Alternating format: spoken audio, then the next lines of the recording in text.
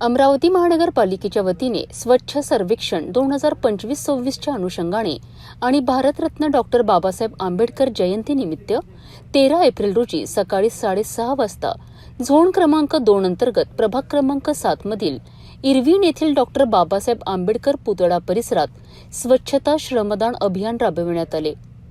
या अभियानामध्ये महापौर श्रीचंद तेजवाणी, मनपायुक्त वर्षा लढ्ढा यांच्यासह अनेक वरिष्ठ अधिकारी, आरोग्य विभागाचे कर्मचारी तसेच स्वच्छ भारत अभियानाशी संबंधित अधिकारी उपस्थित होते।